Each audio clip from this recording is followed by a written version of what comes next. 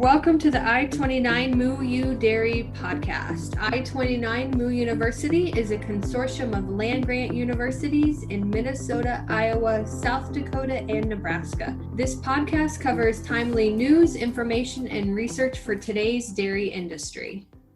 Welcome to another episode of I-29 Moo U Dairy Podcast. I'm Kim Clark, Dairy Extension Educator at the University of Nebraska-Lincoln, and once again, I am joined by our guest speaker, Dr. Paul Fricke from the University of Wisconsin. Our topic for today is high fertility cycle. Kind of give us an overview of what you mean by that, Paul.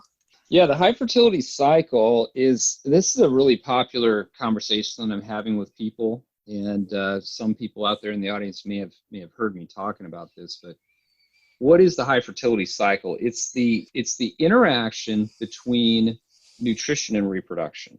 When I think about nutrition and reproduction, I think a lot of people, when they think about nutrition and reproduction, they think, can we feed some magic component to a dairy cow, like vitamin R? I always talk about that, right? Vitamin repro.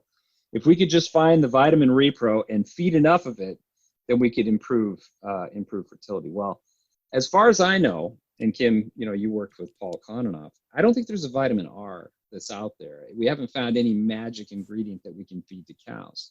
But what is related is change in body condition score during the transition period. And so I want to just briefly touch on this, and I'm going to bring it up from a study that was done back in the early 1990s by a guy by the name of Jack Britt. Now, Jack was a very well-known reproductive biologist, and he had a small university herd of cows. And all he did was he body condition scored cows every week from calving to week 10. And he started to play around with and analyze the data. And what he found is that in the first 3 weeks post-calving, he could divide cows into two very distinct groups. There was a group of cows that calved at a higher body condition score, and then over the first 3 weeks, they dramatically lost condition. That's kind of what we think normally happens to a dairy cow, that these dairy cows, just as a matter of course, are just going to lose a lot of body condition score post-calving. But there was another group of cows that calved at a lower body condition score, and they didn't lose.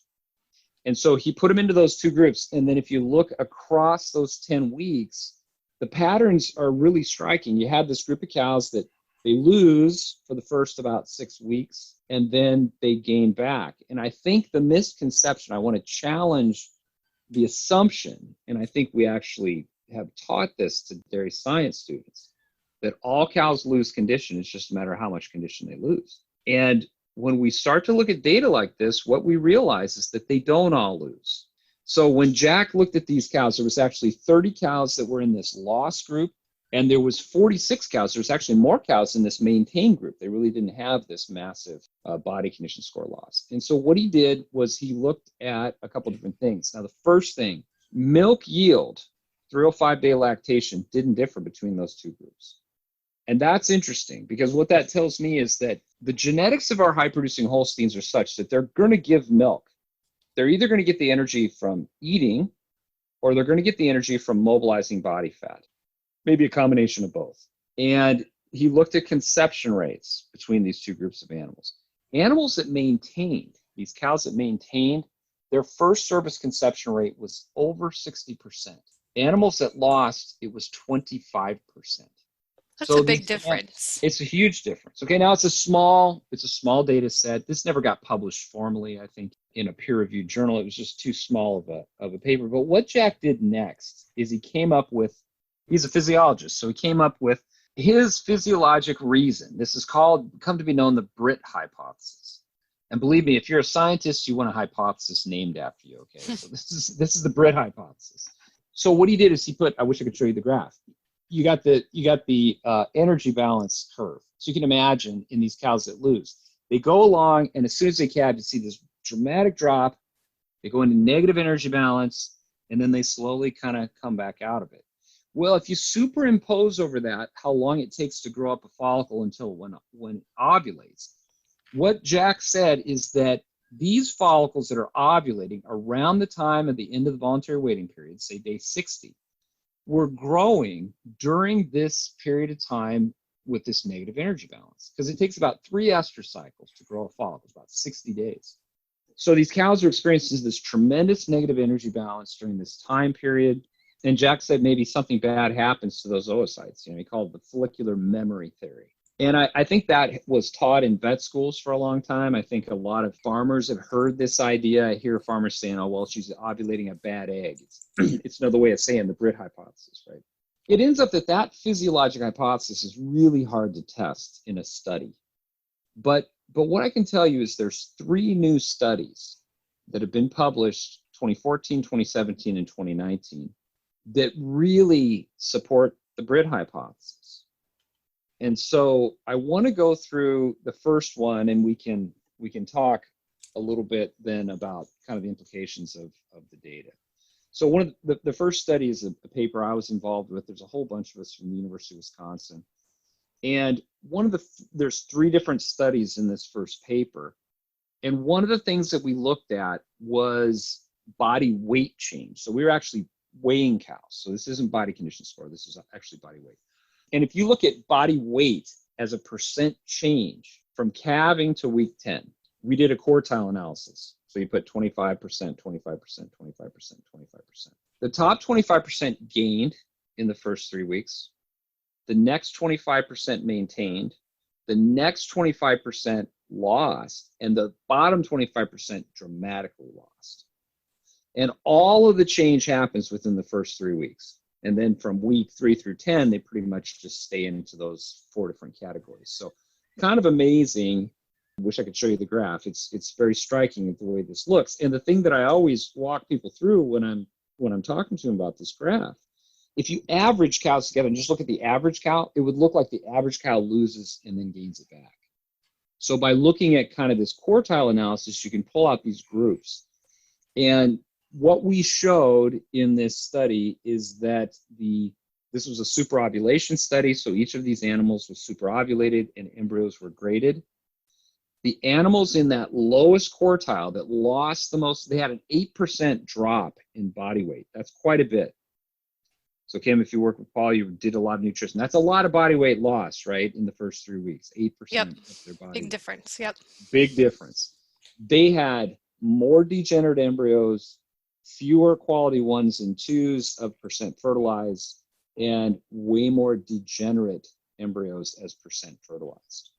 So what we showed here is that the severe body weight loss is associated with decreased embryo quality, and also that NEFAs were higher in that group too. Okay, so the correlation between high NEFAs and bad repro has been well established. There's a great study from Cornell that has looked at that in a field trial. So it seems that, dramatic loss of body weight is bad for embryo quality. Now, the second study is the one I want to talk about here a little bit. This is a big study that one of my grad students did in 2 large dairies here in Wisconsin. And so we were doing a study looking at feeding rumen-protected choline actually during the transition period. In that study, there was no impact of rumen-protected choline, but we looked at these body condition scores retrospectively. So we had my student had a body condition score at calving and a body condition score at 21 days in milk. And we could categorize cows as whether they lost, maintained, or gained body condition during that particular time. And so we had almost 2,000 cows in the study, 1,887 cows. 42% of the cows lost, 36% maintained, and 22% gained. So again, the idea that all cows lose is not right. There's some cows that lose, some cows that maintain, and some cows that gain. Energy-corrected milk didn't differ across the first 21 days in those groups, just like in Jack Britt's study. But so the other thing we did in this study is every cow was put onto a double ovulation program and received a timed AI in this study. Okay, so we can control days in milk at breeding, and 100% of the cows get inseminated at the end of the voluntary waiting period. Here's the conception rates. 25% conception rate for the cows that lost. 38% conception rate for the cows that maintained. 84% conception rate for the cows that gained. It's just the most staggering thing that you'll ever look at if you look at this graph. Now, here's a point that I want to drive home. We've been so successful with these fertility programs, double OVSync, pre-sync OVSync, G6G, that when a farm is struggling with repro, the first question they ask is, I need to change my protocol. But in this study, none of those conception rate differences are due to the protocol. Every cow was put on the same protocol. What's more, I'm not saying protocol is not important. Protocols can be very important. You have to comply to them. You have to use the right ones. But this transition cow phenomenon with body condition score change, we had conception rates from 25% in the loss group all the way to 84% in the gain group. Within those different groups, so within the maintained body condition score, was there a difference in, if you looked at body condition score, was there a difference in conception rate of those that were maybe, 3 compared to 3.5? Yep. I skipped over the first study in this paper was just looking at body condition score at breeding. So not change, just raw body conditions. So that looks at that variation that you're talking about kind of as in that implication. And what that study showed was that if they're too thin, they had poorer fertility. So if you get cows too thin, down less than 2.5 body condition score, they're going to have bad fertility. So body condition score itself, within these groups, we didn't look at that range in body condition score, but I'll tell you it's related to something else. Is what I'll tell you, Kim.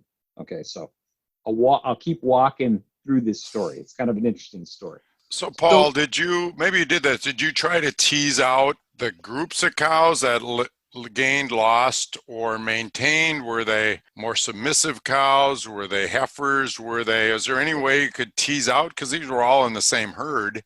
They're all in this two herds. They're all in the same two herds. And it's a good question, Jim. There was an effect of parity. So in other words, more first lactation cows tended to gain and more older cows tended to lose. But it was statistically significant, but it wasn't a huge deal, okay? The biggest thing we found here is just this loss, maintain, and gain group, and the impact, the relationship to fertility is just striking.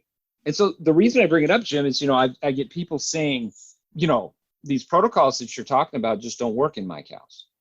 Well, if you have herds that are metabolic problems, if they don't have good repro and they're calving cows that aren't right, then they're going to have problems with fertility. So let me just take this concept. So cows that gained had much higher fertility than cows that lost. So my question is, if I look at this data, my question is, how do I get cows to gain body condition score after calving? If I could get more cows to gain, theoretically, they're in a higher fertility group. And I'm going to answer that with a second study. Now, the second study, it was one I was involved with. We had a postdoc from Brazil, and he brought a data set from Brazil, and he's looking at body condition score change in the periparturient period, so from 21 days before calving till 21 days after calving. And again, there was a loss to maintained in a gain group. It was 50% of them lost, 22% maintained, and 28% gained. The animals that gained had fewer health events than the animals that lost. So that's a chicken and egg question, right? Did they lose because they had the health events? Or did they gain because they didn't have the health events? Or because they gained, were they healthier? And I think you can make an argument both ways. We don't know the answer because this isn't a randomized controlled trial. But again, the fertility differences, the animals that lost, 18% conception rate to timed AI, maintained 27%, gained 53%. So again, it's that same stair step. And what we did then is we looked at body condition score 21 days before expected calving. Within each of those groups, so we had a group that was less than 3, a group equal to 3, and a group greater than 3, 21 days before calving. So thinner, kind of intermediate, and fatter. All the cows that lost or that gained are in that thinner group. So this is kind of getting at your question, Kim. If you calve thinner cows, that's related to more cows gaining. The cows that calved with a body condition score above 3, so these are the heavier cows at 21 days before calving, 92% of those cows lost. So now you can answer the question, how do I get cows to gain body condition score after calving? The answer is avoid calving over conditioned cows. And I think So- that's interesting because as a dairy science student, we were taught the opposite, right? Yes. You want to calve them at higher body condition because once they calve and hit net energy lactation and negative, they're going to lose body condition. Yeah. So you need to bring them back up. But what you're saying is the opposite. Yep. Calve them thinner, put more weight on them. Yep. That's exactly where I'm going with this, Kim. Those two data sets are data sets that agree with each other very well. And Richard Persley at Michigan State, who's a good friend of mine, was looking at that. He did a recent study in Michigan. And what he related was previous calving interval to these changes. Well, what does that mean? Okay, so cows that have a short previous calving interval got pregnant really quickly at the end of the voluntary waiting period, right? Cows with a very long calving interval took a lot longer to get pregnant. And what it ends up is cows with a shorter previous calving interval, guess what they did? They calved at a lower body condition score. Why is that? I think it's very simple. Cows that fail to get pregnant spend more time in later lactation, giving a lower amount of milk, eating a diet that's designed for a much higher amount of milk, and they just put on a lot of body condition score later on in their lactation. And so how does this work? So let me just run through this. So body condition score at parturition was just inversely related with previous calving interval. Shorter previous calving interval, lower body condition score at parturition. Longer previous calving interval, higher body condition score at parturition. Same thing with change in body condition score. So animals that were calved at a higher body condition score lost more, just like in the previous studies. All these things are just completely related. Health events, fertility, cows that maintained or gained body condition score had higher fertility than cows that lost. And cows that lost body condition score had more pregnancy losses. And so Dr. Persley published this paper. It was in 2019, and I'll just read the title of it because it's really, really great.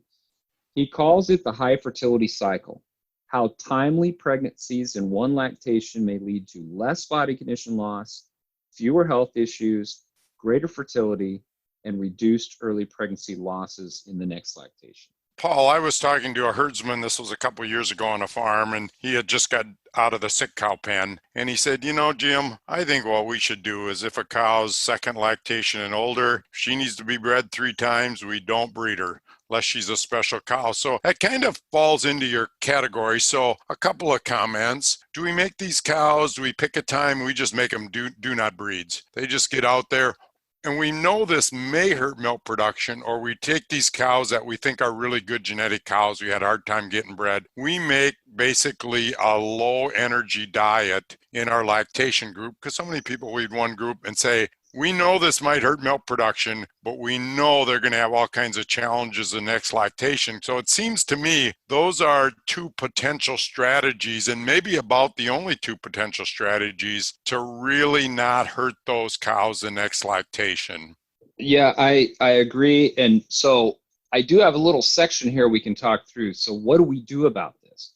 I think one of the things I've seen, and you guys can tell me if you guys see this as well, when herds were using BST, you could get away with feeding a single TMR to your lactating dairy cows because the BST would keep the weight off of them, right, in late lactation. What we've seen now as we've moved away from BST and herds have stayed on a single TMR, this problem has arisen.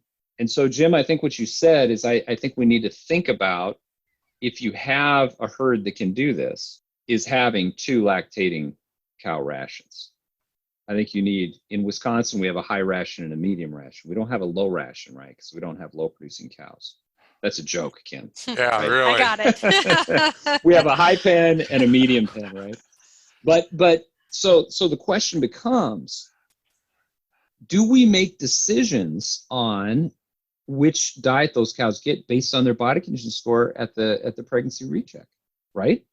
Maybe we could do that. Maybe a cow that's a higher body condition score cow needs to go into that lower ration. Maybe cows that are thinner need to stay in the other one. I mean, that's an idea. I think herds need to think about implementing and using body condition score evaluations. I have a nutritionist friend, and we were going through these concepts. They were struggling with repro. They were using protocols and systems that I would say should have given them 10% higher conception rates, and they weren't getting them. And I was going through this, and he just said, this isn't a problem here. Body condition score is a problem. I said, how do you know? So I just, cows aren't overconditioned here. And I said, okay, let's go walk through the pens. And so immediately we walked out of the office into the pre-fresh pen, and it's like there's 3 cows standing there, and they're forced. And I said, look at those. He goes, yeah, those are a little heavy. It's like, so you have to record this stuff. Now, the good news is, and another exciting thing that's on the horizon, there are now these image analysis systems that are being worked on that you just put a camera above the exit to the parlor. And they're going to use an image analysis system as the cow walks underneath of that thing to ascribe body condition scores. So we'll essentially be able to we're in the era of big data. And I think this is an area that we're going to have to, start using this data to make management decisions. But we could essentially have a body condition score on a cow. We could do a weekly average or a daily average or whatever. So I think the implementing body condition score evaluations is going to be something that'll just be automated maybe in the future. Now, Kim, to your point, I went back to a talk I did in 2001 and looked at body condition score targets for calving, 3.25 to 3.75. That's too high. That was in 2001. I just think those numbers are too high based on the data we have now. And so a second thing I tell farmers, you need to adjust your eyeballs at what you're looking at in your transition cow pens. I think people are used to seeing, and it's the concept, Kim, the old data in this area showed that cows that lost more than a point in body condition score post-calving had really bad fertility to cows that didn't.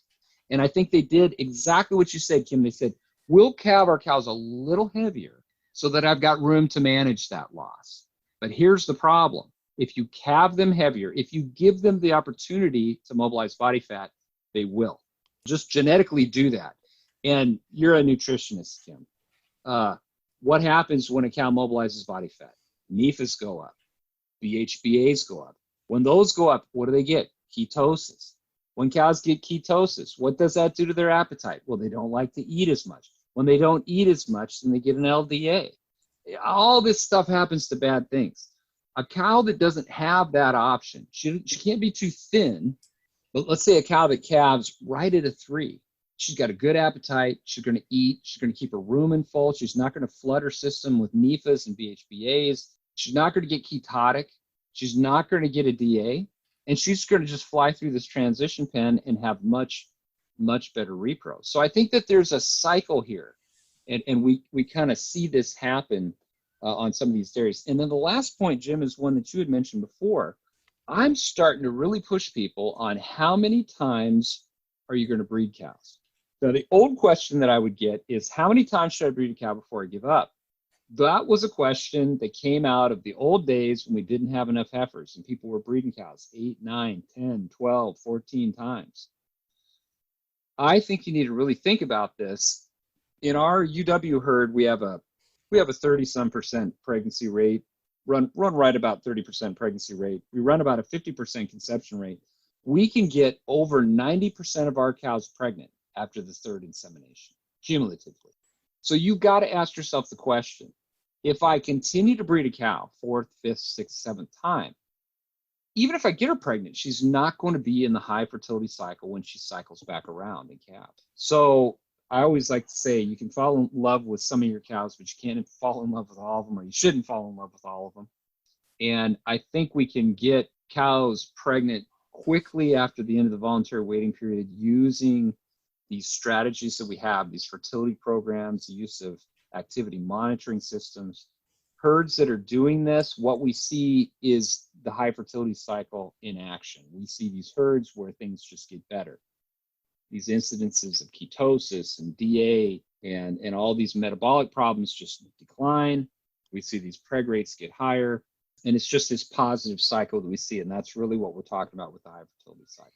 I think one of the challenges in all this is our dairies don't usually formulate the rations that they feed, right? It's usually the nutritionist, and most of our nutritionists by training have been trained calve the cows, higher body condition, so they feed a more energy dense diet during the dry period. So how do we overcome that? What do we need to do? Well, I think you have to involve the nutritionist in the discussions. I've sat around the table with herds that are not in the high fertility cycle. They're struggling with these things. And, you know, Jim, when you talk about changing rations and stuff, the problem is, one of the herds I was working with, it was like a 100-pound herd, 100-pound tank average. And it's like immediately when you start talking about, if you bring up we need to think about nutritional strategies, the nutritionist automatically goes, whoa, whoa, whoa. You know, there's a 100-pound herd. Don't look at me, right? I'm doing my job. But I think you have to start to put this into the context that you got to work together as a group to get better. And so we need to start thinking about these strategies to get these herds into the high fertility cycle. And it begins, I gave this talk, Jim, you remember when I gave this talk to the 4-state dairy group, and that's 300 nutritionists in the room. There was some pushback to this, right? Because I think what the nutritionists heard me say is that you got to proactively manipulate body condition score, which, the diet changes and all that kind of stuff would constitute that. And really, I think my message is get your cows pregnant.